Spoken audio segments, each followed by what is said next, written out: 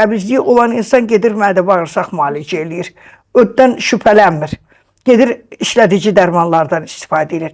Amma həqiqətdə isə qaraciyərin funksiyası pozulursa, ödün funksiyası pozulur, öd sekresiyası normal ifraz olunmadığı üçün nə olacaq?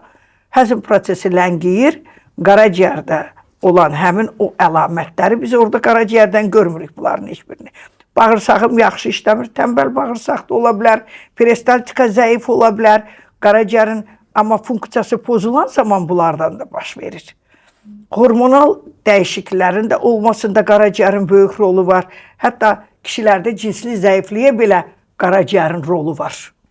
Amma kişilər, məsələn, içkiyə alidə olan insanlar var və heç içməyən insanlar var. İçməyən insanlarda da bu yarana bilər. Düzgün qidalanmama, normal yuxunun olmaması, oturaq həyat tərzi, ya içdikləri medikamentoz müalicələr, bunlar da qaraciyəri yükləyə bilər və qaraciyərdə o pi infiltrasiyası yaranar.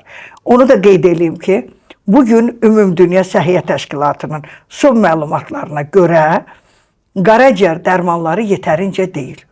Dünyada yetərli deyil. Çünki içdiyimiz, yediyimiz hər bir qida qaraciyərdən filtrə olunur. Ona görə yetərli olmadığı üçün də, yəni həyat tərzimiz elədir ki, nə qidalansaq, nə yesək, hamısı qaraciyərdən süzülür, böyrəklərdən süzülür. Həzm sistemimiz normal çalışmadıqda lazım olan vitaminlər bağırsaqlara sorulmur.